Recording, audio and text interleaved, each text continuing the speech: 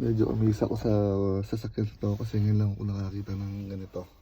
Pasensya na ako kung dati na to pero ako ngayon lang nakakita. May tissue holder din sa sasakyan. Yun. Tissue holder. Dito sa siya nilalagay sa may compartment. Nice. Nice. Diba? Medyo amazed ako sa sasakyan to kasi ngayon lang ako nakakita ng ganito. Pasensya na ako kung dati na to pero ako ngayon lang nakakita. May tissue holder din sa sasakyan. Yun. Tissue holder. Dito sa siya nilalagay sa may compartment. Nice. Nice. Diba?